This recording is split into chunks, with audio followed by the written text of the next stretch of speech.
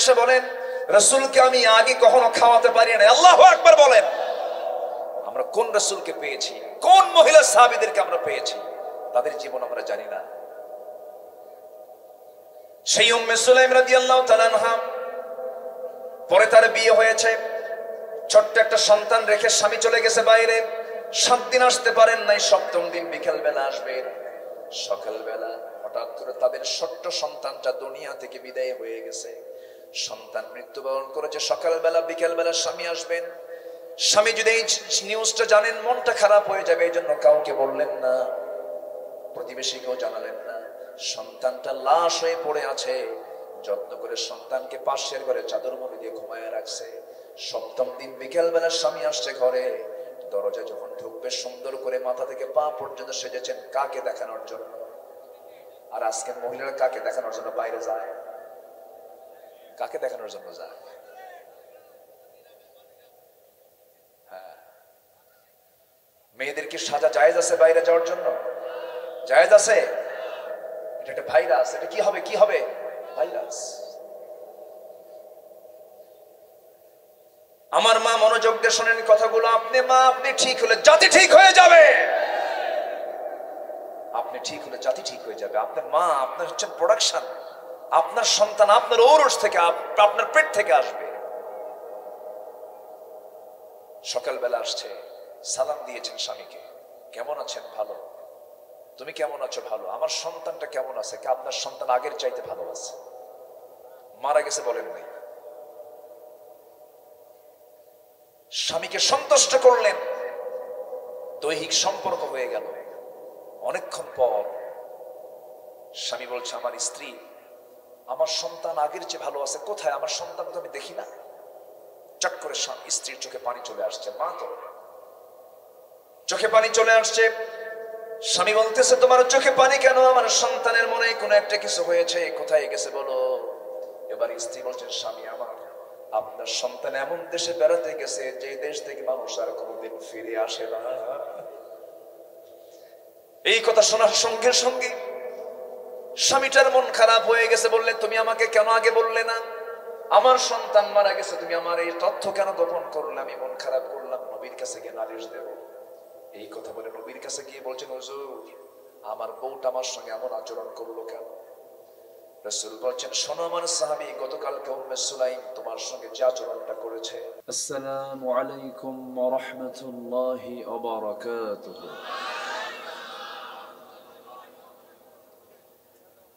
إن الحمد لله الأكرم الذي خلق الإنسان وكرمه وعلمه من البيان ما لم يعلم فسبحان الذي لا يحصى امتنانه باللسان ولا بالقلم نشهد أن لا إله إلا الله وحده لا شريك له ونشهد أن سيدنا وحبيبنا ومولانا محمدا عبده ورسوله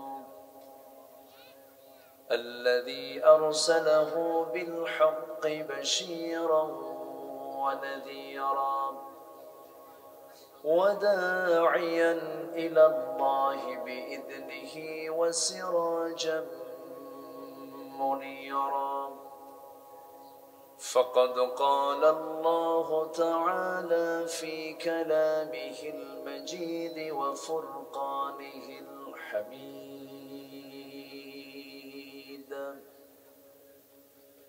أعوذ بالله من الشيطان الرجيم بسم الله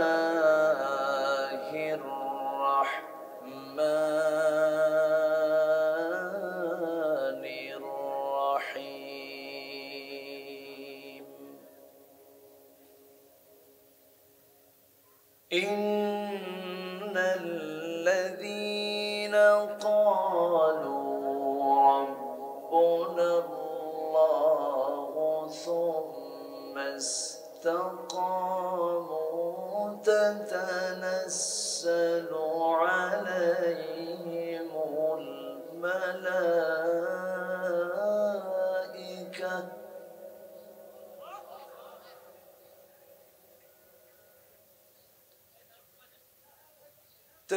تتنزل عليهم الملائكة ألا تخافوا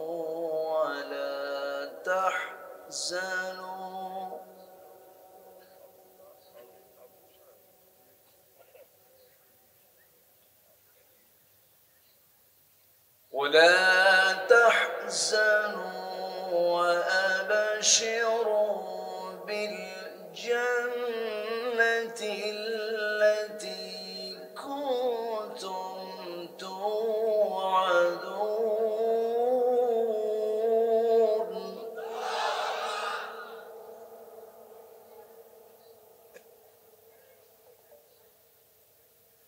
نحن أولياؤكم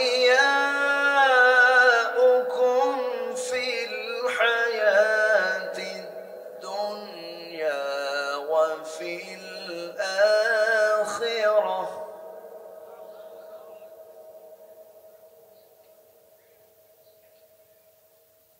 ولكم فيها ما تشتهي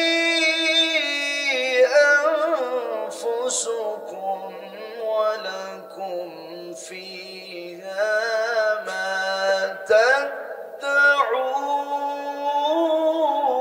تدعون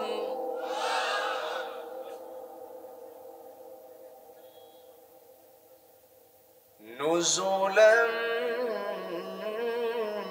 من غفور رحيم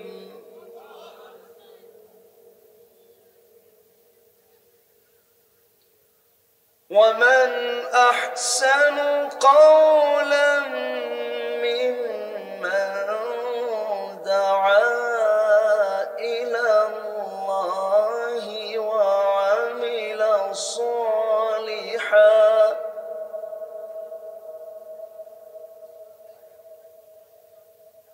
وعمل صالحا وقال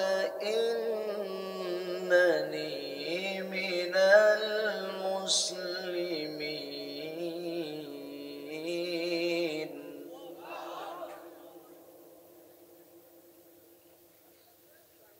الله أكبر بسم الله الرحمن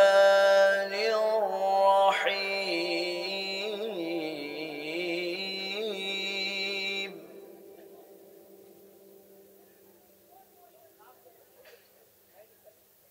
إن الله وملائكته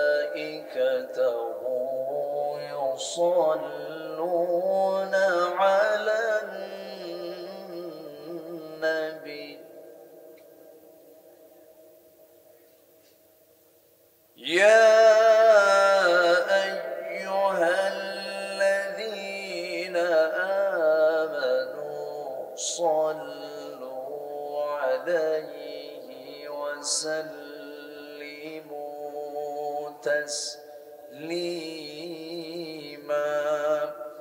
اللهم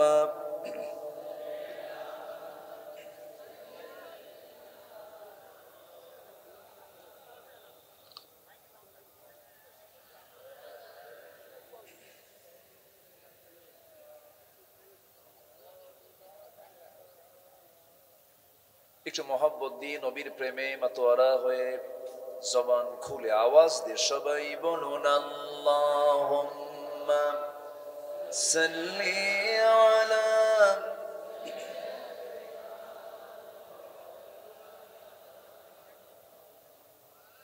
وعلى آل سيدنا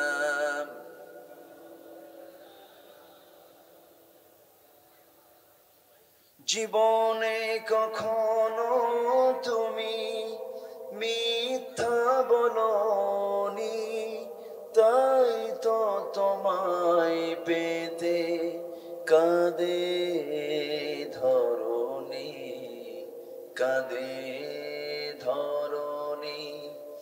তোমারই মতো নেতা পেতে, তোমারই মতো নেতা পেতে পৃথিবী আকুল। হে রসুল, হে রসুল, আল্লাহুম্মা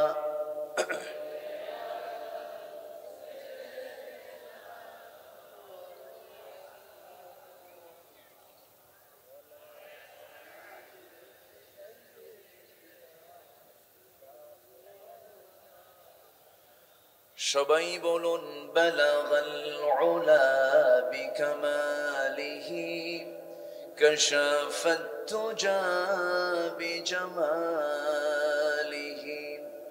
হাসুনাত জামিউ খিসালিহি, সাল্লু। সূরাতে ইউসুফ বিদারি حكمتي لقمان ما قارئ قرآن باري يهدي لسان مان ما بلغ العلا، كشف التجى بجماله،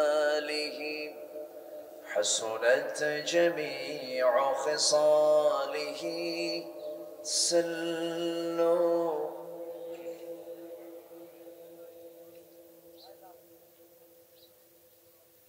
প্রাকৃতিক সৌন্দর্যের অপরূপ লীলাভূমি খুলনা অঞ্চলের যশোর জেলার অভয়নগর উপজেলার বাগুটিয়া গ্রামবাসী মাহফিল ইন্তেজামি কমিটি কর্তৃক আয়োজিত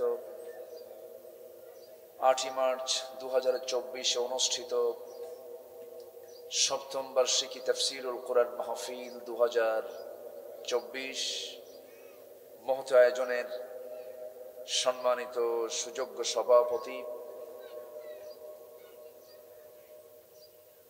বিশিষ্ট সমাজসেবক, ইসলামী চিন্তাবিদ, ইসলাম দরদী ব্যক্তিত্ব, এই গ্রামের কৃতি সন্তান জনাব আলহাজ মতিয়ার রহমান, আজকের মাহফিলের বরেণ্য অতিথি উপজেলা পরিষদ অভয়নগরের মাননীয় ভাইস চেয়ারম্যান মহোদয় জনাব আখতারুজ্জামান তারু সাহেব, আজকের মাহফিলের বরেণ্য অতিথিবৃন্দ মাননীয় স্থানীয় চেয়ারম্যান মহোদয় জনাব তৈয়বুর রহমান, আমার পূর্বে কথা বলেছেন উদীয়মান তরুণ ওয়েজ নন্দিত আলেমে দ্বীন, আমার স্নেহধন্য মুহতারাম মাওলানা হারুন আর রশিদ, উপস্থিত হাজরাত উলামায়ে কেরাম, ফদলা ইজাম, সুশীল সমাজ, জাতির শ্রেষ্ঠ সন্তান শিক্ষক মণ্ডলী, জাতির বিবেক সাংবাদিক বৃন্দ, প্রশাসনের দায়িত্বে নিয়োজিত কর্মকর্তাবৃন্দ, সামনে উপস্থিত দূরে কাছের বিভিন্ন স্থান থেকে ছুটে আসা বারের শ্রেষ্ঠবার জুমাবারে আমার প্রাণ প্রিয় তৌহিদি মুসলিম জনতা, কালেমার ঝান্ডাবাহী সম্মানিত দ্বীনি ভাইরা, আড়ালে বসে আছেন শ্রদ্ধেয়া সম্মানিতা সর্বগুণে গুণান্বিতা মা বোনেরা, আলোচনার সূচনায় আনুষ্ঠানিকতার মধ্য দিয়ে আমার পক্ষ থেকে আবারও দিল খোলা সালাম, আসসালামু আলাইকুম ওয়া রাহমাতুল্লাহি ওয়া বারাকাতুহু। সালামের জবাব একটু দুর্বল মনে হলো, রোজা তো এখনো আসে নাই। আসসালামু আলাইকুম ওয়া রাহমাতুল্লাহ। সবাই কেমন আছেন বলেন। আমাকেও প্রশ্ন করে ফেললেন, মানে এর মানে হচ্ছে মোহাব্বতটা মওজুদ আছে। বলি আলহামদুলিল্লাহ, আল্লাহ তাআলা আমাকে আপনার মতোই রেখেছেন। সম্মানিত হাজিরিন, দিনের বেলা তো মেহমানদের তো কথা বলতে হবে। উপজেলা ভাইস চেয়ারম্যান মহোদয় কিন্তু অনেক ওয়াজ করেছেন, আমাদের সভাপতি মহোদয় তিনি একটা আয়াত কোট করেছেন, কিন্তু উনি ব্যাখ্যা দিতে পারেননি, এই জন্য ওই আয়াতটা আমি তেলাওয়াত করছি। ভাবলাম যে উনি আয়াত তেলাওয়াত করলো আর আমি এটার ব্যাখ্যা দিয়ে আজকে বিদায় নিই। তো আমি বসে বসেই ভাবলাম যে আজকে এই আয়াতটা নিয়ে কথা বলি। এটা প্ল্যান ছিল না আমার, কিন্তু এখানে প্ল্যানটা তৈরি করলাম। সম্মানিত হাজিরিন, আল্লাহর মেহেরবানি আমরা আসতে পেরেছি জান্নাতের টুকরায়। এটা একটা জান্নাতের বাগান, কিন্তু বলি আলহামদুলিল্লাহ। সবাই কি এমন জায়গায় আসতে পারে? সবার কি নসিবে জোটে? না। সবাই কি জান্নাত পাবে? সবাই কি জান্নাত পেতে পারে? জাহান্নাম বানিয়েছেন কে? হ্যাঁ, জান্নাত বানিয়েছেন কে? দুটোতেই কিন্তু বান্দা যাবে, একটা বাধ্য বান্দা, একটা অবাধ্য বান্দা। আমরা আল্লাহর কি বান্দা হতে চাই? বলেন, অবাধ্য না বাধ্য? বাধ্যগত বান্দা আমরা হব। বান্দার দায়িত্ব মালিককে মেনে নেওয়া, বান্দার দায়িত্ব রবকে মেনে নেওয়া। এত যুক্তি তর্ক, এত কিছুর পিছনে যে কোনো লাভ নেই। সম্মানিত ভাইয়েরা, কোন শ্রমিক যদি পুকুর কাটার জন্য যদি কোনো শ্রমিক নিয়োগ দেওয়া হয়, সেই শ্রমিক যদি ওই মালিকের ওই মাটি না কেটে, তার জমিনের মাটি না কেটে যদি অন্য জমিনের মালিকের মাটি কাটে, সে কি পাওনা পাবে? পাবে না। আমার দায়িত্ব হচ্ছে আকাশের মালিকের আনুগত্য করা, জমিনের মালিকের আনুগত্য করা। যিনি আকাশ বানিয়েছেন, জমিন বানিয়েছেন, তিনি আমার কে? আরো জোরে বলেন, তিনি আমার কে? তিনি যে আমার প্রভু রব, এই আল্লাহ নামটাই তাকে চেনার জন্য যথেষ্ট। যেরকম সুবহানাল্লাহ। পৃথিবীতে বহু ভাষা আছে এবং কিছু কিছু ভাষা আছে যে মনে চেষ্টা করেও মুখে আনতে পারবেন। আমার দেশেও কিন্তু ভাষা কিছু আছে, বোঝার কোনো কায়দা নাই। চিটাগাং যাবেন, মালাকুল মৌতও বুঝবেন ওদের ভাষা। সিলেট তো আরো জটিল, একই দেশ কিন্তু। কিন্তু পৃথিবীতে ৪,৫০০ ভাষার মানুষ যদি আল্লাহ নাম নিতে চায়, তার উচ্চারণে কোনো সমস্যা হয় না। যেরকম সুবহানাল্লাহ। এর মধ্যে কোনো জটিল শব্দ নাই, জটিল হরফ নাই, জটিল কোনো লেটার নাই, কোনো বর্ণ নাই, কোনো হরফ নেই। যেরকম হা নাই, ভ নাই, সা নাই, জা নাই, জিম নাই, আইন নাই, কফ নাই। যেটা জটিল জটিল যে হরফগুলো, এই হরফ দিয়ে আল্লাহর নাম গঠন করেননি আল্লাহ তাআলা। সুবহানাল্লাহ বলবেন। মানে আল্লাহ নামটা উচ্চারণ করতে যেন কোনো জিহবায় যেন না বাজে, এই জন্য আল্লাহ তাআলা তার নাম আল্লাহ।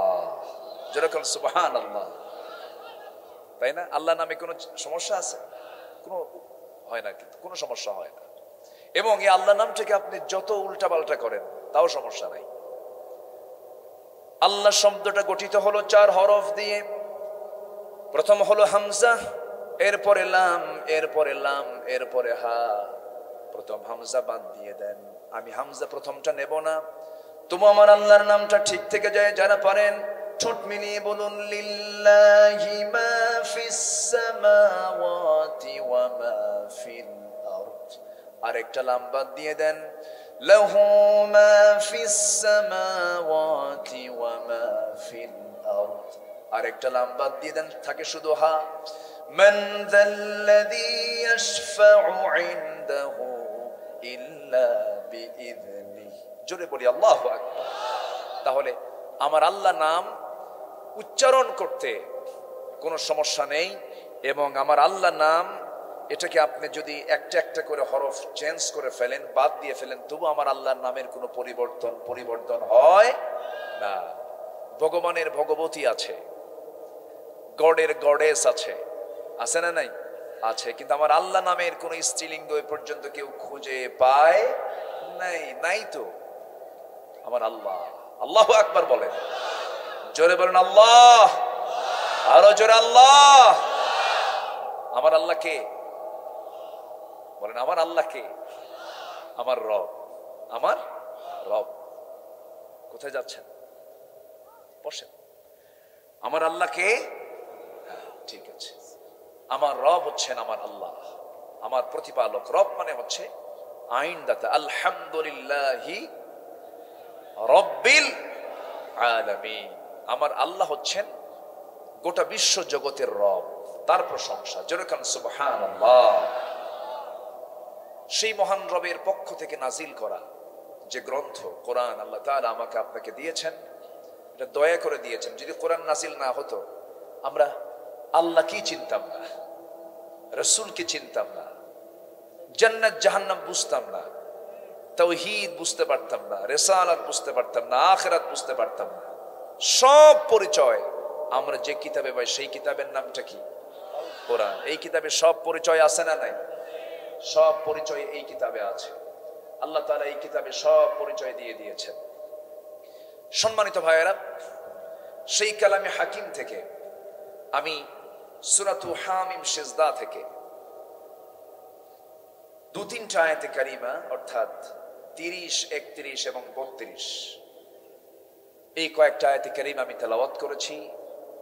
এই কয়েকটা আয়াতকে সামনে রেখে আমি সামারাইজ করে, নাতে দীর্ঘ, বেশি লম্বা সময় হয়তো পাবো না, তবে সময় যা আছে আমল করলে পরে এই সময় আমল করার জন্য যথেষ্ট সময়। জোরে বলি সুবহানাল্লাহ, বলি আলহামদুলিল্লাহ। কেন? পৃথিবীতে যতই বড় ভাষণ, যতই বড় বক্তা হোক না কেন, গতকাল ছিল 7ই মার্চ, একটা ভাষণ দিয়েছিলেন এদেশের স্বাধীনতার স্থপতি। উনি তার বক্তব্যের শেষে বলেছিলেন, এই দেশকে মুক্ত করে ছাড়বো। আরো জোরে, আরো জোরে, হ্যাঁ ইনশাআল্লাহ। এটা কিন্তু উনি রূপ দিয়ে বুঝিয়ে দিয়েছেন যে দেশের মানুষের হৃদয়ে লালন আছে আল্লাহ, হৃদয়ে লালন আছে কি বলেন? আল্লাহ। অতএব আল্লাহ যেখানে আল্লাহর সাবরেইনটি, আল্লাহর সার্বভৌমত্ব যেখানে হুমকির সম্মুখীন হবে, সেখানে আমার সংগ্রাম হবে। আসতে বলবেন না, জোরে বলুন ঠিক কিনা? উনি একটা ভাষণ দিয়েছিলেন, সেটা ঐতিহাসিক ভাষণ হিসাবে স্বীকৃত হয়েছে। যত বড় ঐতিহাসিক ভাষণগুলো সেগুলো লম্বা হয় না। আমার নবী যে ভাষণ দিয়েছেন বিদায় হজে, তিনি হজ করেছেন জীবনে একবার। কয়বার বলেন তো? আর আমার দেশে কিছু ট্রিপল হাজি আছে, 3বার হজ করে এসে বলে, জানো আমি কিন্তু ট্রিপল হাজি, আমার হাজি কম। এরকম আছে না নাই বলেন? আচ্ছা, আলহাজ নাম না রাখলে, সামনে না লিখলে মন খারাপ করে। 6 লাখ টাকা খরচ করে হজ করে আসলাম, আমার নামে আলহাজ লেখো নাই, খুব মন খারাপ করে। কিন্তু বেচারা সুদ খায়। কি খায়? সুদ খায়। তো সুদ খেলেন, আলহাজ নাম বাদ পড়লো, তো সুদখোর নামও তো বাদ পড়ছে। যদি আপনি আলহাজ নামটাও লেখা দিতে চান, তাহলে লেখা দরকার আলহাজ বিশিষ্ট সুদখোর সুলকানি। কথা বলছেন না? আমরা যা কিছু করব কাউকে দেখানোর জন্য নয়। কাউকে দেখানো, ডিসপ্লে করে, এটা এক প্রকার শিরক। এটা এক প্রকার কি? শিরক। ডিসপ্লে করা যাবে না, লোককীর্তি রিয়া উন্নাস হওয়া যাবে না, রিয়া প্রদর্শন করা যাবে না। যারা লোক দেখানোর জন্য কাজ করবে তাদের জন্য ওয়াইল নামক দোজক। কি দোজক বলেন? ওয়াইল। ফাওয়াইলুল লিল মুসাল্লিন, ওই সমস্ত মুসল্লি হাজি দানবীরের জন্য ওয়াইল। আল্লাযীনা হুম আন সালাতিহিম সাহুন, যারা অবহেলা করে নামাজ পড়ে এবং ইয়ারাউন, মানুষকে দেখানোর জন্য নামাজ পড়ে যারা, তাদের জন্য ধ্বংস কে চেয়েছেন? আসতে কে চেয়েছেন বলেন? আল্লাহ তাআলা। সম্মানিত ভাইয়েরা, কথা তো অনেক, আমি খুব অল্প সময় পেয়েছি। রাসূল ভাষণ দিয়েছেন বিদায় হজে। হজ করেছেন কয়বার? একবার। তাহলে বিশ্বনবীর মতো মানুষ কি তিনি জীবনে কয়বার হজ করতে পেরেছেন? একবার। এর মানে কি তার দাম কমে গেছে? যিনি জীবনে একবার হজ যেতে পারেন নাই, তার হজ ফরজই হয় নাই, তার কি দাম কমে গেছে? হাজি হতে পারেন নাই, তার সম্মান কি কমে গেল? না। সম্মানিত ভাইয়েরা, সবচাইতে বড় পরিচয় হলো আমি আমার আল্লাহর বান্দা হতে পেরেছি কিনা। ঠিক কিনা বলেন? আমাকে বান্দা হতে হবে কার? আল্লাহ তাআলা। মাইকওয়ালা কোথায়? মাইকওয়ালা দেখি না, আমার তো চোখে পড়ে না। একটু আমার কানে আওয়াজটা বেশি দিবেন, না আমার কানে একটু আওয়াজটা দিবেন। বাইরের আওয়াজটা আমার কানে কম আসুক, কিন্তু আমার সামনে থেকে আমার আওয়াজটা একটু আসুক। সম্মানিত ভাইয়েরা, রাসূল বিদায় হজের ভাষণে যে কথাগুলো বলেছেন, এমন কোন সাবজেক্ট নাই যা তার ওই বক্তৃতায় ছিল না। সব বলে দিয়েছেন। সময় লেগেছে মাত্র 20 থেকে 25 মিনিট। সুবহানাল্লাহ বলবেন না? আর আমরা এমন বক্তা হয়েছি, 2 ঘন্টা ওয়াজ করার পরও শ্রোতা কয়, হুজুর কেবল তো ওয়াজ শুরু হল। আছে না নাই বলেন? না, আমরা যা বলবো মূল নির্যাস কথাগুলো বলবো এবং মূল নির্যাস কথাগুলো শুনবো। সাইয়্যিদিনা লোকমানের নাম সবাই শোনেন নাই? লোকমান আলাইহিস সালাতু ওয়াস সালাম তিনি এত বড় সম্মানিত কেন হলেন? তাকে প্রশ্ন করা হলো যে আপনাকে কেউ চেনে না, কালো মানুষ, খাটো মানুষ, নাক বোচা, চোখ ছোট, চুলগুলো খাড়া খাড়া, সমাজে পরিচিতি নাই, সেলিব্রিটি না, তো আপনার সম্মান এত বেশি হয়ে আল্লাহ তাআলা আপনাকে এত সম্মানজনক জায়গায় কেন দিলেন? তিনি বললেন আমার 2টা কারণ। উনি বললেন 2টা কারণ। 1 নম্বর কারণ হলো আমি জীবনে কখনো মিথ্যা কথা বলি নাই, বলবো না। জোরে কান সুবহানাল্লাহ। আরেকটা হলো জীবনে আমার মুখ থেকে কখনো আমি অপ্রয়োজনীয় কোনো কথা বলি না। এরকম লোক তো আমার দেশে ঘরে ঘরে আছে, ঘরে ঘরে আছে। মিথ্যা কথা বলে না এমন লোক কি আমার দেশে কম না বেশি? হ্যাঁ, বেশি। মিথ্যা কথা বলে না বেশি? মিথ্যা কথা কম বলে না বেশি বলে? বেশি বলে। মিথ্যা কথা বলা যাবে? ইমানদার কি মিথ্যা কথা বলে না সত্য কথা বলে? যে মিথ্যা কথা বলেছে সেটা কি হয়ে যায়? বলেন বলেন, আল্লাহর ভাষায় বলতে হবে। কি বলে তাকে? মুনাফিক বলে। আল্লাহ রাব্বুল আলামিন কোরআনে কারীমের ভিতরে বলছেন, ইয়া আইয়ুহাল্লাযীনা আমানু তাকুল্লাহা ওয়া কুলু কাওলান সাদীদান يصلح لكم أعمالكم ويغفر لكم ذنوبكم ومن يطع الله ورسوله فقد فاز فوزا عظيما। নিঃসন্দেহে যারা ওই সমস্ত বান্দাগুলোর ব্যাপারে আল্লাহ রাব্বুল আলামিন বলছেন, ও ঈমানদারেরা তোমরা আমাকে ভয় করো এবং তোমরা সোজা সাপটা কথা বলো, ইনিয়ে বিনিয়ে টেকনিক করে কোনো মিথ্যা কথা বলতে যেও না। যদি তুমি সত্যবাদী হতে পারো, তোমার জীবনের যত আমলের যত গিল্টি গুলো আছে, ভুলগুলো আছে, সমস্ত আমলগুলো আমি আল্লাহ ইসলাহ করে সংশোধন করে সম্মানজনক জান্নাত আমি তোমারে দিয়ে দেব। শুধু জিহ্বা ঠিক রাখতে হবে। রাসূল বলেছেন, জিহ্বা ঠিক রাখো আর লজ্জাস্থান ঠিক রাখো। আমি তোর জন্য জান্নাতের জামিন হবো। যা, জোরে বলে সুবহানাল্লাহ। জিহ্বা ঠিক রাখো আর লজ্জাস্থান ঠিক রাখতে বলেছেন মুহাম্মদ সাল্লাল্লাহু আলাইহি ওয়াসাল্লাম। শুধু রাসূলের এই থিওরি যদি কেউ ফলো করে যে জীবনে আমি এই 2টো অঙ্গের খেয়ানত করব না, জিহ্বা ঠিক রাখবো, লজ্জাস্থান ঠিক রাখবো, ওই ব্যক্তির জান্নাত যাওয়ার জন্য আর কিচ্ছু লাগবে না। আল্লাহু আকবার বলে।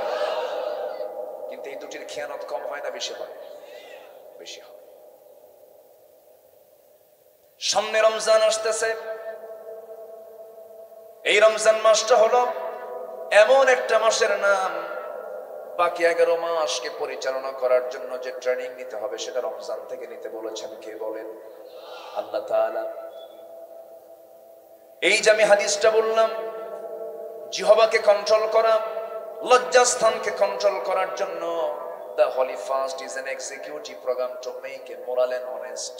এটা এমন একটা ইবাদতের নাম, রমজান যদি কেউ ঠিক মতো যদি হকটা আদায় করতে পারে, অবশ্যই সে বান্দা মাসুম বাচ্চার মতো হয়ে জান্নাতে যাওয়ার উপযুক্ত হয়ে যায়।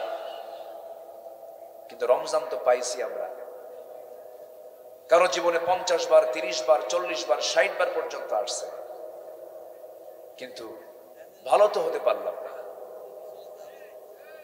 আমরা তো আল্লাহওয়ালা হতে পারলাম না, জমির আইল ঠেলা বন্ধ করতে পারলাম না, বনের সম্পত্তি মেরে খাওয়া বন্ধ করতে পারলাম না। ভাই সন্তানকে রেখে চলে গেছে, ভাই বিদায় হয়ে গেছে, এতিম সন্তান, ভাতিজার সম্পদ মেরে খাওয়া ভাই তো বাংলার জমিনে নাই। আসতে বলবেন না, আছে না নাই? সম্মানিত ভাইয়েরা,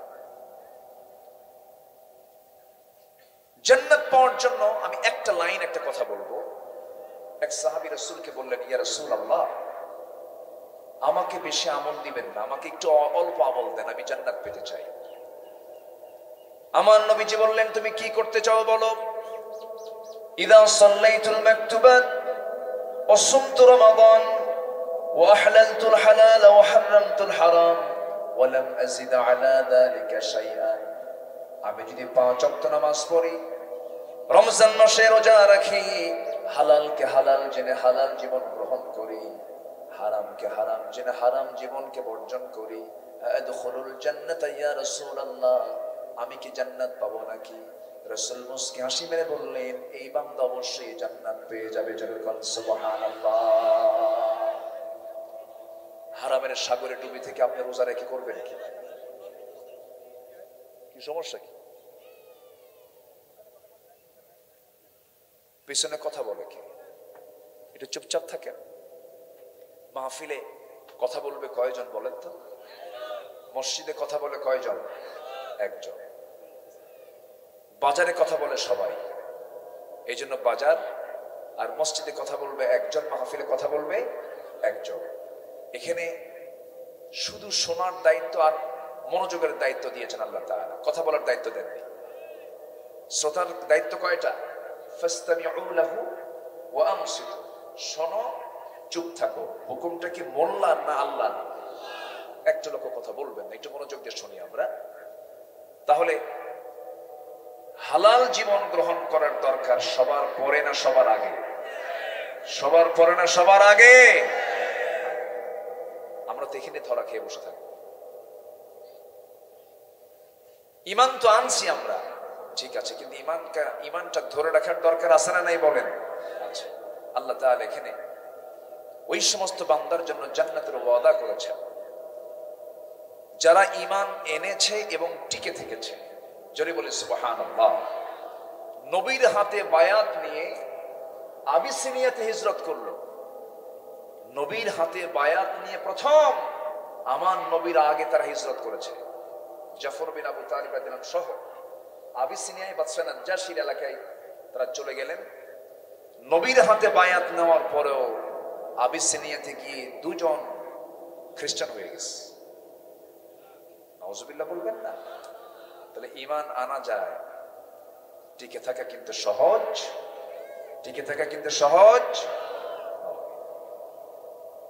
আল্লাহ রাব্বুল আলামিন এই জন্য বলছেন, ইন্নাল্লাযীনা ক্বালু রাব্বুনাল্লাহু সুম্মা ইসতাকামু তাতানাজ্জালু আলাইহিমুল মালায়েকা ألا تخافوا ولا تحزنوا وأبشروا بالجنة التي كنتم توعدون। জোরে বলুন আল্লাহু আকবার। আল্লাহ রাব্বুল আলামিন বলেন, ইন্না নিশ্চয়, আল্লাযীনা যারা, ক্বালু যারা বলবে, ক্বারাউ শব্দ কিন্তু এখানে আসে নাই। বলা এবং পড়ার মধ্যে তফাৎ আছে না নাই বলেন? কোরআন শরীফ মুসলমানও পড়বে, হিন্দিরাও পড়তে পারবেন, পড়বেন, এটা হচ্ছে পড়া। কিন্তু ক্বালু মানে হলো বলা, যারা স্বীকৃতি দেবে। স্বীকৃতি দেওয়া, বিবৃতি দেওয়ার পড়া কিন্তু এক নয়। আল্লাহ রাব্বুল আলামিন এখানে বলছেন ক্বারাউ বলেন নাই। নিঃসন্দেহে যারা ক্বালু, যারা বলবে, যাদের বিবৃতি হবে, দিল থেকে যাদের সিদ্ধান্ত হয়ে যাবে, ক্বালু রাব্বুনাল্লাহ, আমার রবকে। আরো জোরে বলবেন, আমার রবকে, আমার রবকে, আমার রবকে। আমাকে চালান কে? আমাকে দেখেন কে? আমাকে শোনেন কে? আমাকে জানেন কে? আমার সব সমস্যার সমাধান করেন কে? আমার আইনদাতা কে?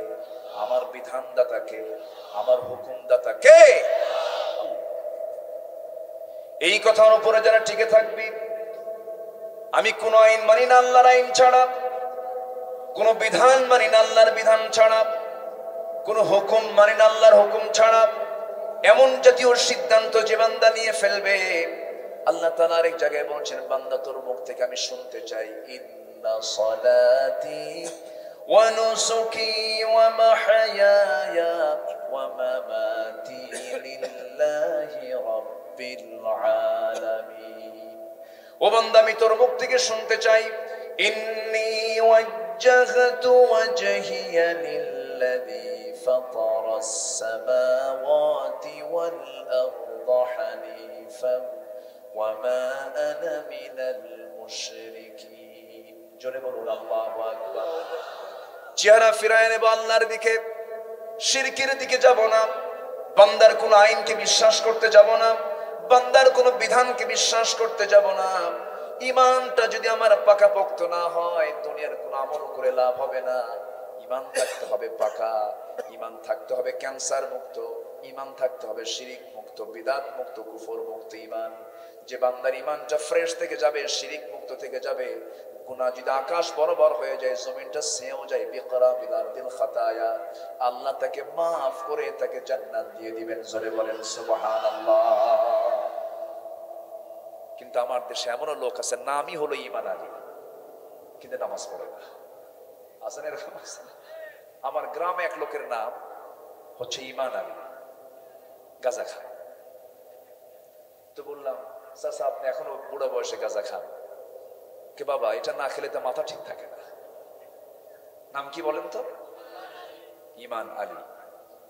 ঈমান আলী হওয়া যাবে না, ঈমান ওয়ালা হতে হবে, ঠিক কিনা বলেন?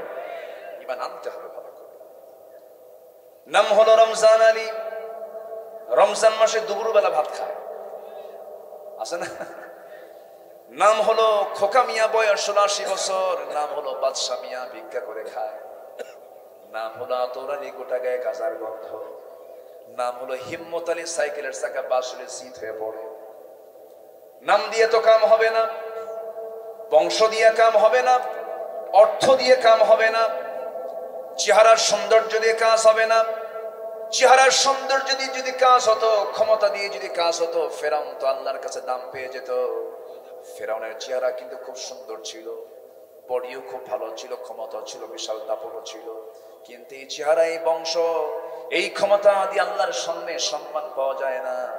আল্লাহ রাব্বুল আলামিন সুন্দর করে বলছেন, ইয়া আইয়ুহান নাসু ইন্না খালাকনাকুম মিন যাকারিন ওয়া উনসা ওয়া জাআলনাকুম শুউবান ওয়া ক্বাবাইলা লিতাআরাফু ইন্না আকরামাকুম ইনদাল্লাহি আতকাকুম। আমি তোমাদেরকে এক নর এবং এক নারী থেকে সৃজন করেছি, সৃষ্টি করেছি, বিভিন্ন ভাষা, বিভিন্ন গোত্র দিয়েছি যেন তোমরা একে অপরকে চিনতে পারো। তবে তোমাদের মধ্যে সেই বান্দা আমার কাছে সবচেয়ে বেশি দামি, মোগল নয়, সম্রাট নয়, বাদশা নয়, রাজা নয়, আমার কাছে সেই বান্দাই সবচেয়ে বেশি দামি, যে বান্দা আমি আল্লাহ আমাকে সবচেয়ে বেশি সম্মান করে, আমাকে ভয় করে। আমার বন্ধুগণ, বংশ দিয়ে যদি জান্নাত পাওয়া যেত, আমার নবীর বংশের নাম হলো কোরাইশ। আবুল আহাব কোন বংশ? বলেন কোন বংশ? পিতার পরিচয় দিয়ে যদি সন্তান জান্নাত পেয়ে যেত, নূহ আলাইহিস সালাতু ওয়াস সালামের ছেলের নাম ছিল কি বলেন? কেনান। লাভ নাই। সন্তানের পরিচয় দিয়ে যদি বাপ জান্নাত পেয়ে যেত, ইব্রাহিম আলাইহিস সালাতু ওয়াস সালামের বাবা হলো আজর, সে জান্নাত পেয়ে যেত। পিতা দিয়ে পুত্রের কোনো কাজে আসবে না, সন্তান দিয়ে বাবার কোনো কাজে আসবে না, বংশ দিয়ে কোনো কাজে আসবে না, ক্ষমতার দাপট দেখায় কোনো কাজ আসবে না। একমাত্র কাজে আসবে হলো এই বান্দা কাকে ভয় করতে হবে? কাকে ভয় করতে হবে? ঈমান আনতে হবে কার উপরে? আমার ভাইয়েরা, আল্লাহ রাব্বুল আলামিন সেই জন্য বলছেন, যারা বলবে আমার রব আল্লাহ, এবং এই কথার উপরে সুম্মাস্তাকামু, এই কথার উপরে যারা টিকে থাকবে, আল্লাহ তাআলা শুধু ঈমান আনতে বলেছেন তা কিন্তু নয়, বলেছেন টিকেও থাকতে হবে। ঝরে যাওয়া যাবে না। ঝড় সাইক্লোন আসবে, হাজারো হাঙ্গামা আসবে, হাজারো ঝড় ঝাপটা চলে আসবে, এমনকি দেশও ছাড়া লাগতে পারে, কল্লাটাও দেওয়া লাগতে পারে। আমরা প্রয়োজনে কল্লা দেব, ঈমান দেব না, ঠিক কিনা? ঈমানটাকে টিকে রাখার জন্য কল্লা দিলে কল্লা দেব, জান দেব, মাল দেব, ঈমান বিক্রি করে খাবো না আমরা। রাজি আছেন কারা কারা? হাত উঁচু করে দেখান মুসলমান।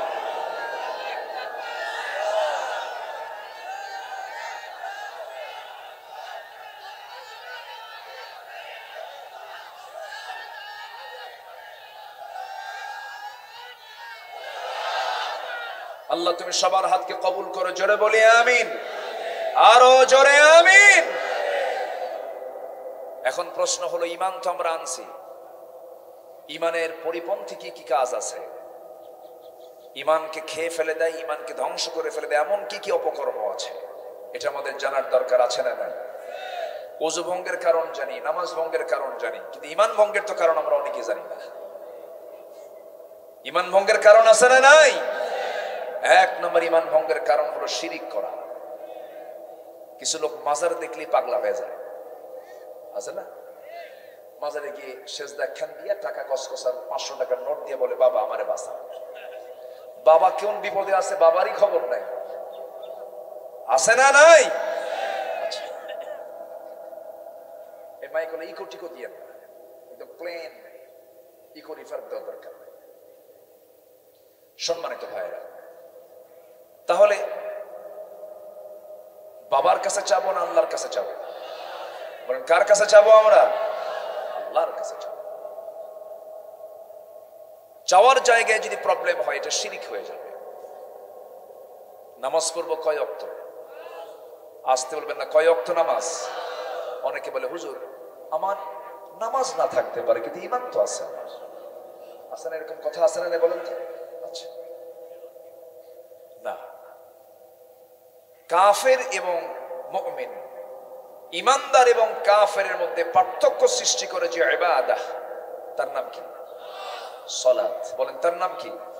আবার বলেন, তার নাম কি? সালাত কেমনে নষ্ট হয়? বলেন, অনেকদিন আগে শশার টমেটো কেটে রাখলে সালাত নষ্ট হয়, এটা কি সেই সালাত? সালাত নষ্ট হয় শিরিক করলে, সালাত নষ্ট হয় বেদাত করলে, সালাত নষ্ট হয় কুফর করলে, আছে না নাই? এই জন্য নামাজ পড়ছি আমরা, নামাজের অনুকূলে আমাকে কাজ করতে হবে। প্রত্যেক দিন শয়তান ফজরের একটু আগ দিয়ে আসে, একটা হাদিস পড়লাম, ফজরের একটু আগে আগে সে চলে আসে বান্দার কাছে, এসে ওয়াজ করে। এসে কি করে? ওয়াজ করে। তার ওয়াজটা হলো, প্রত্যেক দিন এসে বলে, আলাইকা লাইলুন তাবিল, আলাইকা লাইলুন তাবিল, তোমার রাতটা অনেক লম্বা, তোমার রাতটা অনেক লম্বা, তুমি ঘুমাও, তুমি ঘুমাও। এইভাবে শয়তান যখন ওয়াজ করতে থাকে এবং সাথে 3টা গিট মেরে দেয়, 3টা গিট দিয়ে দেয়, 3টা গিরা দিয়ে দেয়। গিট দেওয়া পর্যন্ত নাকি এলাকে কি বলে? গিরা দেওয়া নাকি? গিরো দেওয়া না? আচ্ছা, হ্যাঁ হ্যাঁ, গিরা। যশোরের ভাষা তো সুন্দর, বলি আলহামদুলিল্লাহ। জি, গিট দেওয়া। শয়তান 3টা গিট দেয়।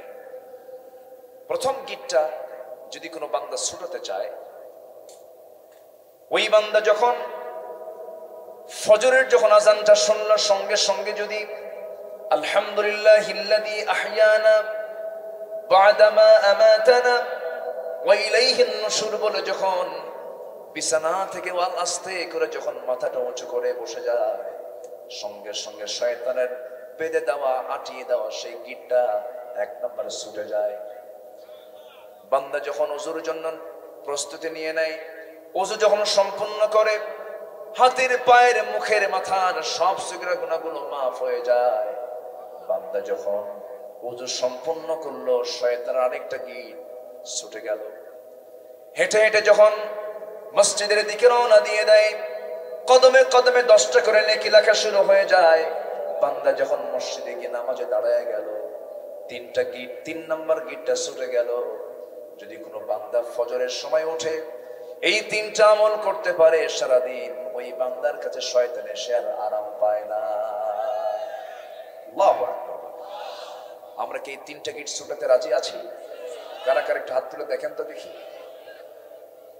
জোরে বলি, ইয়া আল্লাহ, আমাদেরকে শয়তানের ফাঁদে থেকে বাঁচার তৌফিক দিয়ে দাও। আল্লাহ আমাদেরকে ফজর, যোহর, আসর, মাগরিব, ইশা 5 ওয়াক্ত সালাত আদায় করার তৌফিক তুমি আল্লাহ দিয়ে দাও। জোরে বলি আমিন, আরো জোরে আমিন। আমি আশপাশে যদি কোনো মসজিদ থাকে, আমি মসজিদদেরকে বলবো দয়া করে এই মাহফিল থেকে খুব কাছের মসজিদ এখন আজান দেবেন না মাইকে। আমরা এখানে আজকে জামাতে নামাজ পড়ব, জোরে বলি ইনশাআল্লাহ। আজান হবে, হয়ে যাক, সমস্যা নেই। আমরা নামাজটা যদি একটু বিলম্বে পড়ি, কারণ আমিও তো বুঝতেছি আলোচনার একটা হক আছে না। আমি যদি নামাজের জন্য বিরতি দেই, এই পরিবেশ আমি আর ফিরে পাবো না। এই জন্য আমরা নামাজটা যদি একটু বিলম্বে পড়ি, অসুবিধা আছে কি আপনাদের? কেউ কোনো ফতুয়া টুতো দিবেন না তো আবার? আচ্ছা, একটু বসেন, আমরা একসঙ্গে এখানে সালাত আদায় করব, জোরে বলি ইনশাআল্লাহ। আচ্ছা, আগামী রমজান আমরা পাচ্ছি, এই তো খুব কাছাকাছি, আর 4-5 দিন আছে। রাসূল কোমর বেঁধে নেমে যেতেন রমজান মাসে ইবাদতের জন্য। আগামী রমজান হবে আমাদের কোরআন শেখার রমজান। এমন সিদ্ধান্ত কি নেওয়া যায়? এমন সিদ্ধান্ত কি নেওয়া যায়? এই কোরআনটা একদিন আপনার পক্ষে কথা বলবে অথবা বিপক্ষে কথা বলবে। আমরা কোরআনটা নিতে চাই আমাদের বিপক্ষে না পক্ষে? ঠিক না জেনে নেব না জেনে নেব? কোরআন জানলামই না, আমি কেমনে পক্ষে নেব? এই জন্য আমরা কোরআনটাকে সুন্দর করে আগে তেলাওয়াত করা শিখবো রমজান মাসে। কোরআন শিখতে সময় লাগে 7 দিন, বড় জোর। দুর্বল হলে 14 দিন, আর আরো দুর্বল হলে 1 মাস। আগামী রমজান হবে আমাদের কোরআন শেখার রমজান, জোরে বলি ইনশাআল্লাহ। আমি কি শেষ করে দেব? চলে যাচ্ছেন যে? কেন? ওজন জি প্লাস, জি বাংলা মেগা সিরিয়াল দেখার জন্য? আমি কি ভুল বলছি? আমি কি ভুল বলছি? আজকে মুসলিম পরিবারের মেয়েদের ঈমান নাই, ঈমান তারা বিকিয়ে ফেলছে, সংস্কৃতির কাছে তারা হারিয়ে যাচ্ছে। আর আসিয়া কার বউ? আসতে বলবেন না, কার বউ? আমি আজকে লক্ষ্য করেছি মাহফিল আসার সময় পুরুষ যেমন, মেয়েরাও আজকের মাহফিলে তেমন আসছে, বলি আলহামদুলিল্লাহ। এই জন্য আমি আলোচনাটা একটু পার্ট করে ফেলতেছি। আসিয়া আলাইহিস সালাতু ওয়াস সালাম সাধারণ কোন ব্যক্তির কিন্তু বউ না, একজন রাষ্ট্রনায়কের, একজন দেশের প্রধান, যদিও সে জালিম, যদিও চূড়ান্ত শয়তান, কিন্তু এই ফেরাউনের স্ত্রী মানে কি? একটা রাষ্ট্রপতির স্ত্রী। সামাজিক মর্যাদা কি কম? আচ্ছা বলেন তো সবাই, চেয়ারম্যান বড় না চেয়ারম্যানের বউ বড়? বলেন বলেন, কে বড়? বউ বড়? হ্যাঁ, কোন অংশে ভুল কথা বলেননি আপনারা, কারণ আপনি যত বড় চেয়ারম্যান হন না কেন, বউয়ের কথা শুনতেই হয়। আপনি যত বড় হুজুর হন না কেন, বউয়ের কাছে হুজুরগিরি খাটাবেন। তুমি কত বড় হুজুর আমার জানা আছে, বসো। কথা বলছেন না? বউ মিসেস ফেরাউন, ইমরাআতে ফিরাউন। আল্লাহ তাআলা কিন্তু মিসেস ফেরাউন বলে কোরআনে তাকে পরিচয় করে দিয়েছেন, ইমরাআতে ফিরাউন। ফেরাউনের বউ হওয়ার পরেও তিনি ঈমান টেনেছিলেন, ঈমান টেনে টিকে ছিলেন, বাতিলদের সামনে মাথা নত করেন নাই। ইন্নাল্লাযীনা ক্বালু রাব্বুনাল্লাহু সুম্মা ইসতাকামু, টিকে থাকলেন মাঠে, ঈমান নীতির অবিচল হয়ে থাকলেন তিনি। ফাস্তাকিম কামা উমিরতা, নিজে টিকে টিকে থাকলেন। ফেরাউন বলে ফেলল, ফেরাউনের কানে হামান ঢুকায় দিয়েছে, তুমি কি জানো তোমার বউ ফেরাউন কালেমা গ্রহণ করে নিয়েছে? আসিয়া আলাইহিস সালাতু ওয়াস সালামের সামনে ফেরাউন এসে বলছে, আমি তোমার স্বামী, তুমি আমাকে আড়াল করলে। আমার সারা জীবনের দুশমন, যে মুসাকে মারার জন্য আমি 40,000 শিশুকে হত্যা করেছি, সেই মুসার হাতে বায়াত নিয়ে তুমি কালিমা গ্রহণ করেছ। কালিমা তুমি ছেড়ে দাও, ঈমান তুমি ছেড়ে দাও। আসিয়া আলাইহিস সালাতু ওয়াস সালাম বলেন, আমার স্বামী, শুধু আপনি ঈমান প্রসঙ্গ বাদ দিয়ে অন্য কোনো যে কোনো প্রসঙ্গ নিয়ে আপনি বলেন, আপনার সমস্ত কথা আমি মাথা পেতে মেনে নেব, কিন্তু ঈমানের যত কথা বলবেন, আমি ঈমানের কাছে আমি কারো সামনে মাথা নত করব না। ঈমান আগে না স্বামী আগে? আস্তে করে। ঈমান আগে না বাপ আগে? ঈমান আগে না দল আগে? ঈমান আগে না দেশ আগে? ঈমান আগে না সমাজ আগে? ঈমান আগে না ব্যবসা আগে? সবার আগে ঈমান, ঠিক কিনা? যে দলের নেতৃত্বে নামাজ নাই, যে দলের নেতা তোমাকে মদের বোতল তুলে দেয় যুবকরা, যে নেতা তোমার হাতে অস্ত্র তুলে দেয়, যে নেতা তোমার হাতে ইয়াবা মাদক দ্রব্য তুলে দেয়, ওই সমস্ত নেতৃত্বের মুখে আমরা জুতা মারি, থুতু মারি। রাজি আছেন কারা কারা? হাত উঁচু করে দেখা।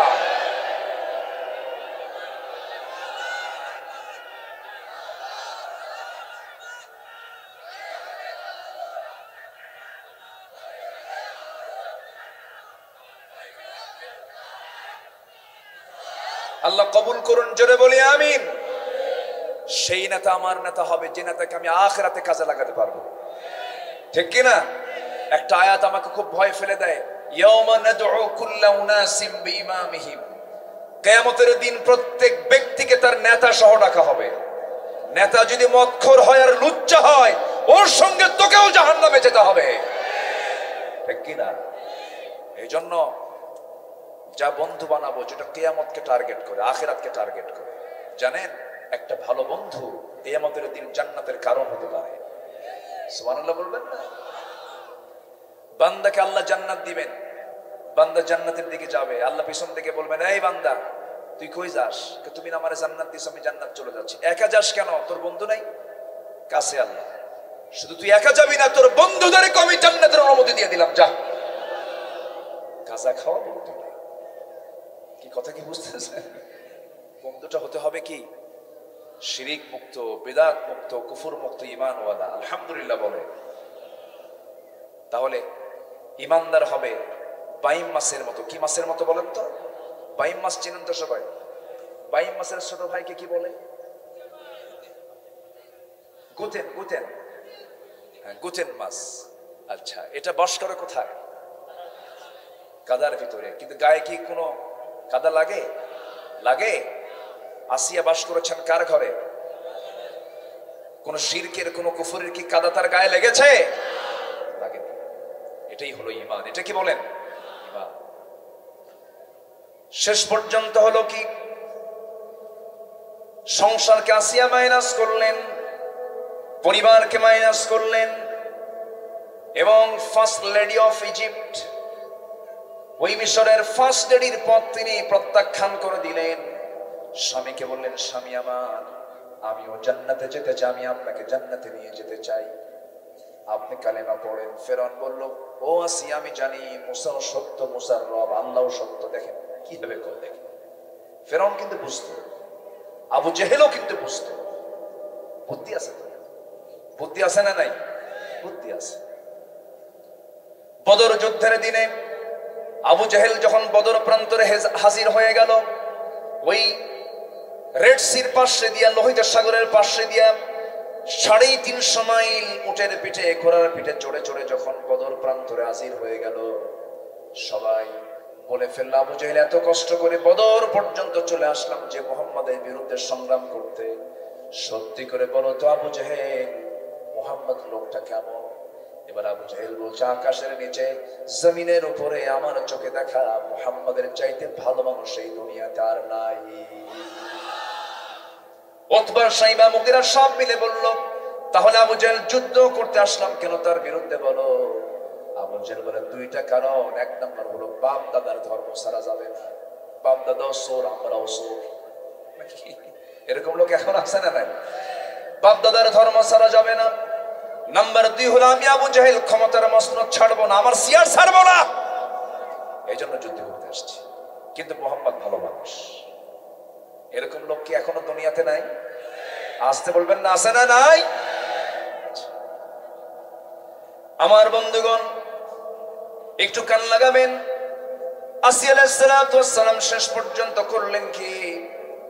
যখন ফেরাউন যখন চূড়ান্ত সিদ্ধান্ত নিয়ে ফেলেছে, আসিয়া আমি তোকে আজকে কোরআন দিয়ে চিরে 2 টুকরা করে দুনিয়া থেকে বিদায় করে দেব, কি সিদ্ধান্ত নিবি বল? আসিয়া বলছেন, আপনি আমাকে যত মৃত্যুর হুমকি দেখাচ্ছেন, আল্লাহ আমাকে জান্নাতের একটা করে দরজা দেখায় দেখায় দিতেছে। আল্লাহর সঙ্গে তাদের কি সম্পর্ক ছিল? ঈমান আনতে যত বাধা আসে, আমি তাফসীর খুঁজে যতটুকু বুঝেছি, পরীক্ষিত ঈমান আসিয়ার জীবনে যত বাধা এসেছে, ইমানদারের জীবনে যত প্রকার বাধা আসে, সব বাধা আসিয়া ফেস করেছে। এমনি আল্লাহ তাআলা তার দামকে এত দেননি। রাষ্ট্রীয় বাধা ফেস করেছেন, পারিবারিক বাধা ফেস করেছেন, সামাজিক বাধা ফেস করেছেন, ধনাঢ্য শ্রেণীর বাধা ফেস করেছেন। সমস্ত বাধাকে তিনি ওভারকাম করে ঈমান জানিয়ে তিনি টিকে থাকলেন। শেষ পর্যন্ত জল্লাদ তার সামনে রেডি হয়ে গেল। জল্লাদ তাকে বলে ফেলল, আসিয়া এখনো সময় আছে, তুমি কি করবে বলো। আসিয়া বলছেন, আমি আল্লাহর জান্নাত আটটা দেখতে পেতেছি।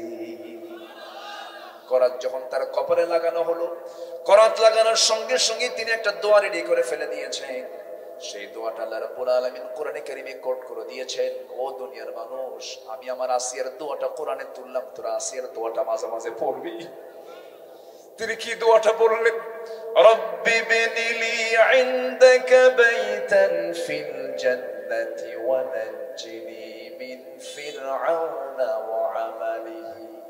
আল্লাহ, তুমি আমাকে বানায়া দিবা তোমার ঘরের সাথে একটা ঘর, ইনদাকা তোমার কাছে, দূরে কিন্তু আমি জান্নাত নেব না, দূরে কোনো ঘর নেব না। সর্বনিম্ন জান্নাত হবে 10টা পৃথিবীর মতো জান্নাত।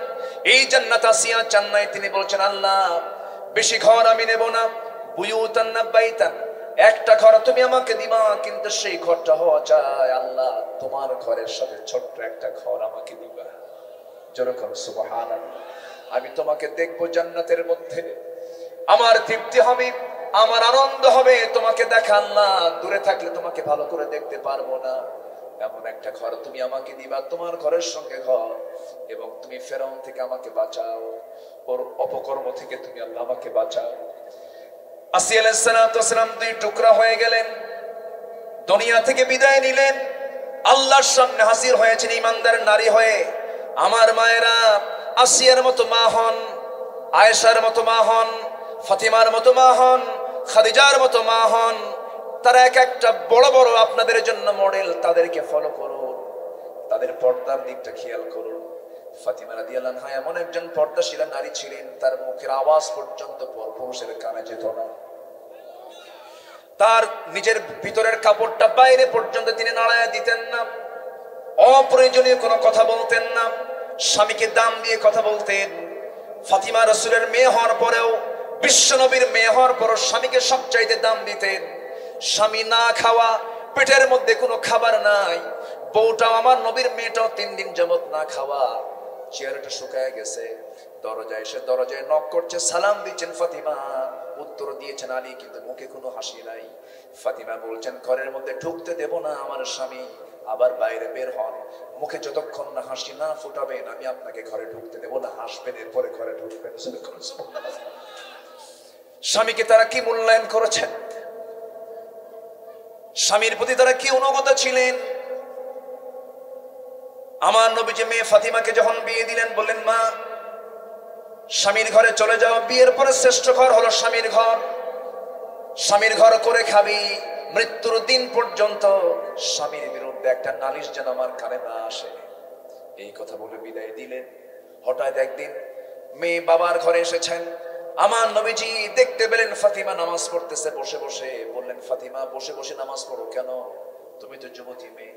বলছেন, আব্বা জান আমি জানি আপনি আমাকে এমন প্রশ্ন করবেন, কিন্তু আপনি তো আমাকে বলে দিয়েছেন স্বামী যেন কোনো দুর্নাম না প্রকাশ পায়।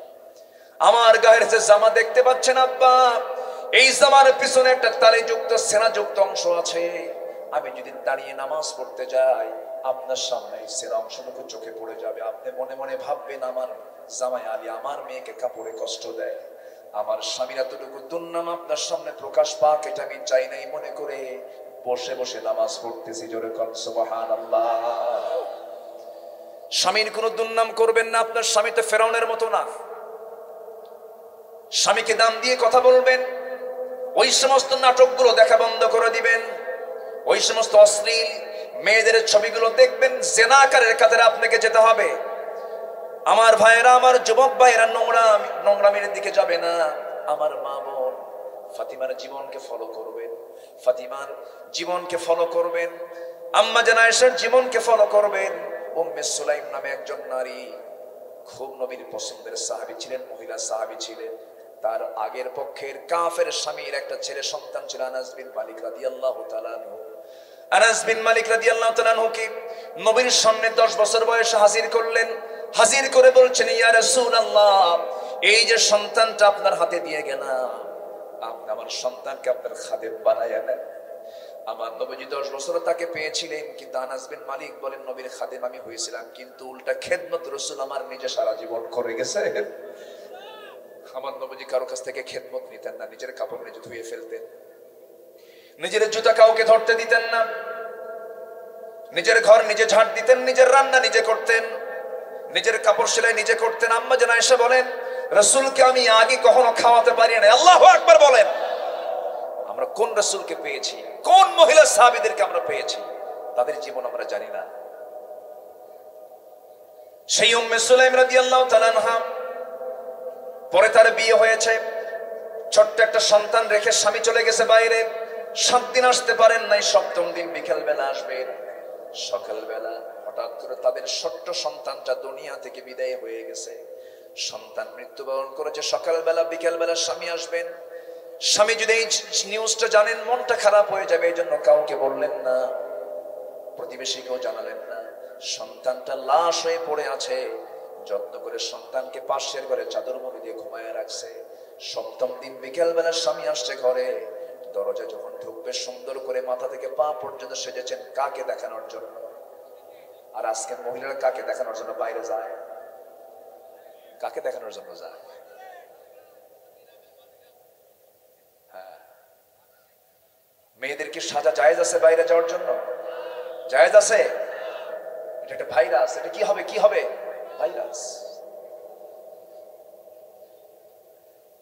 আমার মা, মনোযোগ দিয়ে শোনেন কথাগুলো। আপনি মা, আপনি ঠিক হলে জাতি ঠিক হয়ে যাবে।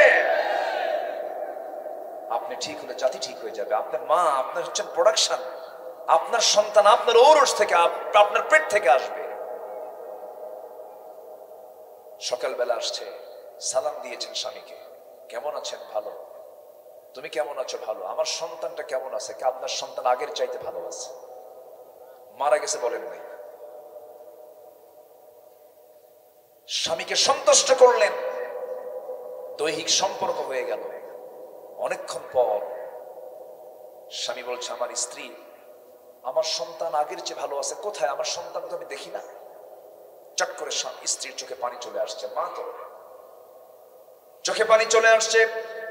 স্বামী বলতেছে, তোমার চোখে পানি কেন? আমার সন্তানের মনে কোনো একটা কিছু হয়েছে, কোথায় গেছে বলো। এবার স্ত্রী বলছেন, স্বামী আমার, আপনার সন্তান এমন দেশে বেড়াতে গেছে যে দেশ থেকে মানুষ আর কোনোদিন ফিরে আসে না। এই কথা শোনার সঙ্গে সঙ্গে স্বামীটার মন খারাপ হয়ে গেছে। বললেন, তুমি আমাকে কেন আগে বললে না? আমার সন্তান মারা গেছে, তুমি আমার এই তথ্য কেন গোপন করলে? আমি মন খারাপ করলাম, নবীর কাছে গিয়ে নালিশ দেব। এই কথা বলে নবীর কাছে গিয়ে বলছেন, হুজুর, আমার বউটা আমার সঙ্গে এমন আচরণ করলো কেন? রাসূল বলছেন, শোনো আমার সাহাবী, গতকালকে উম্মে সুলাইম তোমার সঙ্গে যে আচরণটা করেছে, যে পরিমাণ ধৈর্যের পরিচয় দিয়েছে তোমার হক আদায় করতে গিয়া, আমার উম্মে সুলাইমের সারা জীবনের শ্রেষ্ঠ আমল সে গতকালকে করে ফেলেছে। জোরে কান সুবহানাল্লাহ।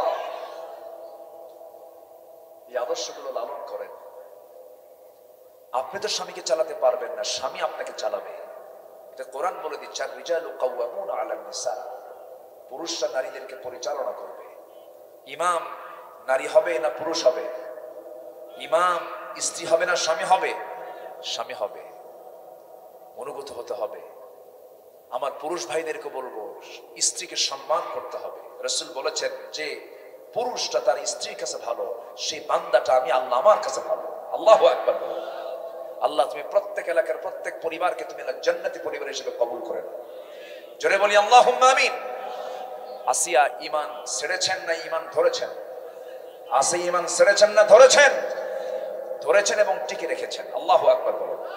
তাকে তার মিসেস ফেরাউন পদ থেকে তার ঈমানটা ছিনতাই করতে পারে নাই, হাজার প্রলোভন দিয়ে তার ঈমানটাকে নষ্ট করতে পারে নাই। আমার ঈমান ধরেছি, আমরা ঈমানকে লালন করব। জোরে বলি ইনশাআল্লাহ। আল্লাহ বলছেন, এই দুটো কাজ যদি করতে পারো, আল্লাহ রাব্বুল আলামিন বলেন, তাহলে কি হবে? তাতানাজ্জালু আলাইহিমুল মালাইকাতু আল্লা তাখাফু ولا تحزنوا وأبشروا بالجنة التي كنتم توعدون আমি তোমাদেরকে এমন একটা জান্নাত দেব যে জান্নাতের ওয়াদা আমি আল্লাহ করেছি। জান্নাত তোমরা পেয়ে যাবে। দুটা কাজ ঈমান এনেছো এবং টিকে থাকতে হবে। হারামের দিকে যাওয়া যাবে না, নেশার দিকে যাওয়া যাবে না, হারাম খাবারের দিকে যাওয়া যাবে না, মদের দিকে যাওয়া যাবে না, সুদের দিকে যাওয়া যাবে না, বান্দার হক নষ্ট করা যাবে না, বান্দার জমির আইল ঠেলা যাবে না, জুলুম করা যাবে না, নির্যাতন করা যাবে না, ক্ষমতার মসনদে বসে ভালো মানুষকে ফাঁসির মঞ্চে দেওয়া যাবে না। এগুলো খারাপ কাজ করা যাবে না। এগুলো করলে তার জন্য জান্নাত বাজেয়াপ্ত হয়ে যাবে। জান্নাত কি হয়ে যাবে? বাজেয়াপ্ত হয়ে যাবে।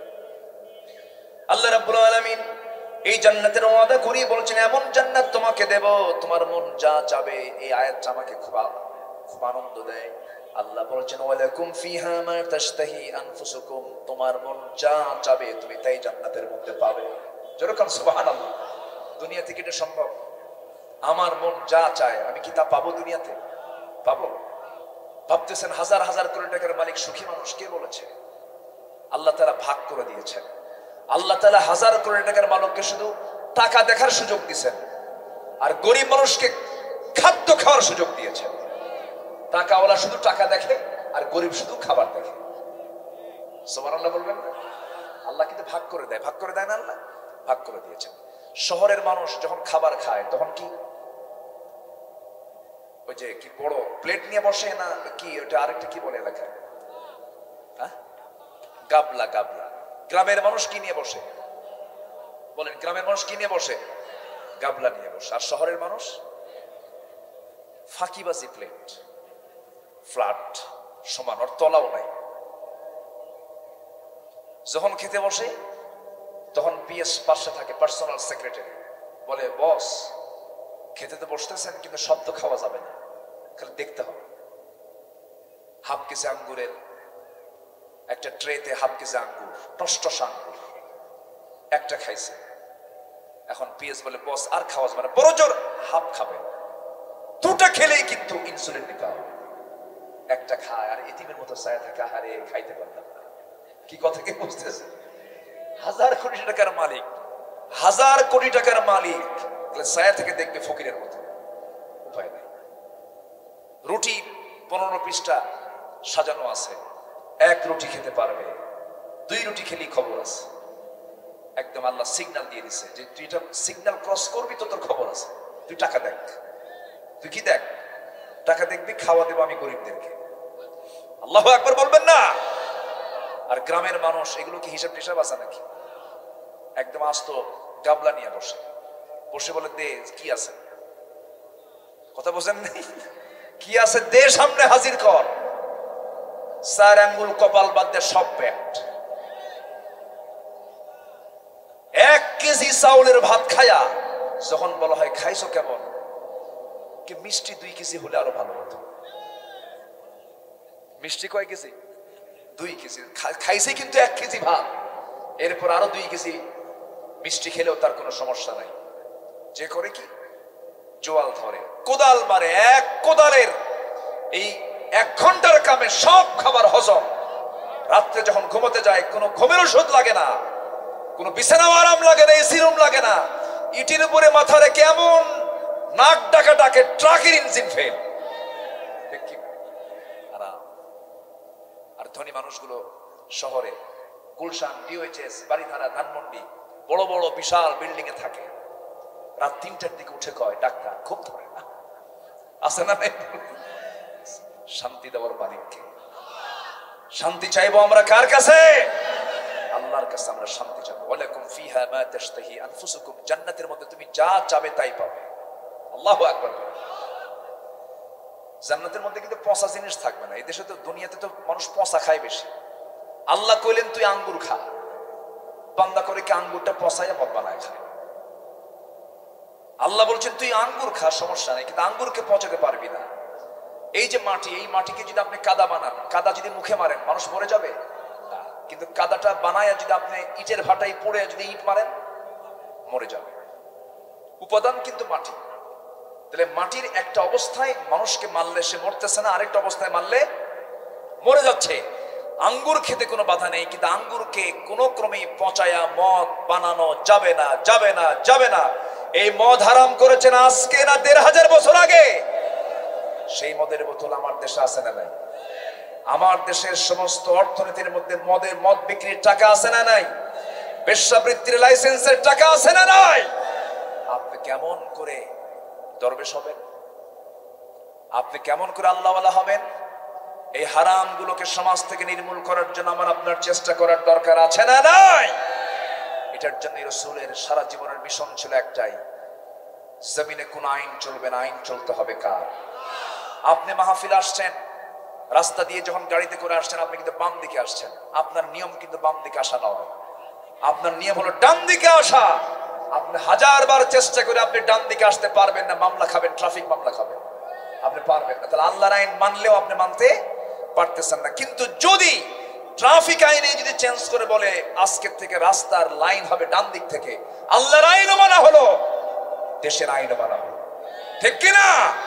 এই জন্য সবার আগে আমরা আইন মানবো কার? বিধান মানবো কার? এক জায়গায় না সব জায়গায়? সব জায়গায় মানবো, মানার চেষ্টা করব, সেই আইনকে প্রতিষ্ঠার জন্য আমরা চেষ্টা চালাবো। জোরে বলি ইনশাআল্লাহ। জান্নাতের মধ্যে পচা মদ দিবেন না আল্লাহ। মদ খাইয়া তাল না মাতাল?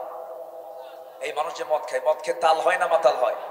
মাতাল হয়ে যায়। এক মধুর মদ খায় রাত ৩টার দিকে গেছে দরজার সামনে, যাই ডাকতেছে বউরে, বউ তো বসেছে আমার স্বামী কেমন, রাত ৩টার দিকে টাকা মানে ৩ বোতল খাইছে। দরজার কাছে আসে ভয়ে ভয়ে, বড় ছেলেকে ডাক দিয়ে বলে বাজানের দিকে আয়, তোর বাপ মনে হয় আসছে, দরজা খুলতে হবে। ছেলে থাকলে একটু সাহস আছে। দরজা খোলা মাত্রই চোখ লাল টকটকা। মদ খেলে চোখ কি হয়? লাল হয়। আর বিড়ি খেলে ঠোঁট কি হয়? কালো হয়। আল্লাহ সিল মেরে দেয়, তুই মদ খাবি তোর চোখ লাল, তুই বিড়ি খাবি তোর ঠোঁট কালো, যা সবাই যেন টের পায় এটা বিড়ি খোর, ওটা মদ খোর, ঠিক কিনা? আল্লাহ সিল মেরে দেয়। আল্লাহ কি মেরে দেয়? সিল মেরে দেয়। সম্মানিত ভাইরা, তো দরজার কাছে গিয়ে যখন লাল টকটকে চোখ নিয়ে যখন দরজা খুলছে, বইয়ের দিকে তাকায়, মাথা তো ঠিক নাই, হেড অফিস তো গন্ডগোল, বইয়ের দিকে তাকায় কয় আম্মা আসসালামু আলাইকুম। বউ তো হতভম্ব হয়ে গেছে। বউ কয় এটা কোনো কথা হলো? এটা যুবক ছেলের পাশে তুমি দাঁড়ায় আসো, ছেলেটার সামনে তুমি আমার আম্মা বলে ডাকলে, একটু হুঁশ নাই তোমার? ছেলের দিকে তাকায় বলে দুলাভাই আসসালামু আলাইকুম। বলবেই তো, মাথায় তো ঠিক নাই। যে মদ্যপানে নিজের মেয়ে আর অন্যের মেয়ে চিনতে পারে না, যে মদ্যপানের ফলাফল নিজের বউ আর পরের বউ চিনতে পারে না, সেই মদ হারাম করে দিয়েছেন কে? আসতে বলবেন না কে? আমরা হারামের কাছে যাব না। জোরে বলি ইনশাআল্লাহ। আরো জোরে বলি ইনশাআল্লাহ। আরো জোরে বলি ইনশাআল্লাহ। মন চাচ্ছে আরো কথা বলি, কিন্তু সময় তো কম। আজান দিয়েছে আরো আধা ঘন্টা আগে, কোনো সমস্যা নাই তো? হ্যাঁ, প্রয়োজন আজকে আসর নামাজ হবে না এরকম কিছু ভাবসাব এরকমই মনে হচ্ছে। সবই হবে, নামাজটা আমরা পড়বো আগে। জোরে বলি ইনশাআল্লাহ। নামাজের জন্য পর্যাপ্ত সময় আছে, ওযুর জন্য সময় দেওয়া হবে, কোনো টেনশন করা যাবে না। এবং আজকে জুমার দিন, তো জুমার দিনে সালাতুল আসর এবং মাগরিবের মাঝে বান্দা যে দোয়া করে সেই দোয়া আল্লাহ কবুল করে। বসে আমরা দোয়াটা একসঙ্গে করে যাব। জোরে বলি ইনশাআল্লাহ। আমার মতিউর ভাই অত্যন্ত জলি মাইন্ডের মানুষ, খুব সফট মাইন্ড তার। পরিচয় হয়নি আগে, আজকে পরিচয় হলো। আল্লাহ তুমি তার খেদমতকে তুমি আল্লাহ কবুল করো। আসার সময় তার আব্বা আম্মার কবর জিয়ারা করে আসলাম। বাপ মার কথা মনে করেন ক্ষণ ক্ষণ। আল্লাহ তুমি তার আব্বা আম্মার কবরটাকে জান্নাতের টুকরা বানায় দাও। আমার উপজেলা চেয়ারম্যান মহোদয় এমন সুন্দর ওয়াজ করলেন, আমি তো ফেল, অনেক সুন্দর কথা বলেছেন। আল্লাহ তুমি তার এই কথাগুলোকে আমাদের সবার জীবনে বাস্তবায়ন করার তৌফিক দিয়ে দাও। জোরে বলি আল্লাহুম্মা আমিন। আপনি কি উঠে যাচ্ছেন? বসেন, একটু বসেন, আমরা সবাই যাবো, তো আমরা একসঙ্গে বিদায় নেব। জোরে বলি ইনশাআল্লাহ। তো আমি কিন্তু কয়েকটা দায়িত্ব দিয়েছি। নাম্বার 1 হলো শয়তানের কয় গিট ছুটাবো, মনে থাকবে তো? এটা কোন নামাজে? বলেন কোন নামাজে? মুনাফিক কিন্তু ফজর নামাজ পড়তে পারে না। মুনাফিকের তালিকা থেকে নামকে বাদ দেওয়ার জন্য 1 নম্বর শর্ত হলো কোন নামাজে বেশি যত্নবান হওয়া? ফজর। নাম্বার 2 হলো আগামী রমজান হবে কি শেখার রমজান? কোরআন শেখার রমজান। ঈমান এনেছি, ঈমানটাকে টিকে রাখবো আসিয়ার মতো। জোরে বলি ইনশাআল্লাহ। কারোর সামনে ঈমানকে বিক্রি করে দিতে যাব? জান্নাত দেবেন আল্লাহ তাআলা, এমন জান্নাত মন যা চাবে তাই সেখানে পাবো। জোরে বলি আলহামদুলিল্লাহ। এখন আল্লাহ তাআলা আরেকটা প্রসঙ্গে আসছেন, যেটা আমার ভাই বলেছিল। শুরু করব? শুরু করব, আলোচনা আবার শুরু করব। জি জি, দেখা যাক আর 2-1 মিনিট 5 মিনিট আমি কথা বলবো। আয়াত চার হকটা দেখো। যদি আপনি কোরআনটাকে বলেন, কোরআন তুমি বলো তো কার কথা সবচাইতে শ্রেষ্ঠ, কার ভাষণটা শ্রেষ্ঠ ভাষণ, কার ভাষণটা শ্রেষ্ঠ ভাষণ, কোরআনকে প্রশ্ন করবে। কোরআন যার ভাষণ বলবেন শ্রেষ্ঠ, সেই হলো শ্রেষ্ঠ বক্তা, ঠিক কিনা বলেন? আল্লাহ তাআলা বলছেন ওয়ামান আহসানু কাওলাম মিম্মান দাআ ইলাল্লাহি ওয়া আমিলা সালিহান ওয়া ক্বালা ইন্নানি মিনাল মুসলিমিন। আল্লাহ বলছেন ওই ব্যক্তির চাইতে উত্তম কথার কার হতে পারে যে মানুষকে কার দিকে ডাকে, আসতে বলবেন না, কার দিকে ডাকে। যখন আমরা মানুষকে দাওয়াত দিতে যাব, হায়া নিয়া না বেহায়া হয়া দাওয়াত দিব আমরা? বেহায়ের মতো না হায়া নি? হায়ার মতো, বেহায়ার মতো। বলেন কিসের মতো? বলেন বেহায়ার মতো দাওয়াত দিতে হবে। সকালে বলবেন, দুপুরে বলবেন, শোনার সন্ধ্যায় বলবেন, সন্ধ্যায় বললে শোনার রাতে বলবেন। আপনাকে গালিগালাজ দিক যা বলে বলুক, একদম অক্টোপাসের মতো ধরে ফেলবেন না। হায়া না বেহায়া? বেহায়ার মতো দাওয়াত দেব আমরা। দুই জায়গায় হায়া নিয়ে কাজ হবে না। একটা হলো দাওয়াতের জায়গায় দাওয়াত দিতে গেলে হায়া নিয়ে দাওয়াত দিতে পারবেন না। আরেকটা হলো আল্লাহর কাছে চাইতে যখন যাব, সেই সময় হায়া নিয়ে না বেহায়া হয়া। আল্লাহ কিছু বুঝি না, মাফ করো। কিচ্ছু বুঝি না, আল্লাহ মাফ করে দাও তুমি। বেহায়ার মতো আল্লাহর কাছে যত বেশি চাইতে পারবো, আল্লাহ তত বেশি খুশি হয়ে মাফ করে দেবে।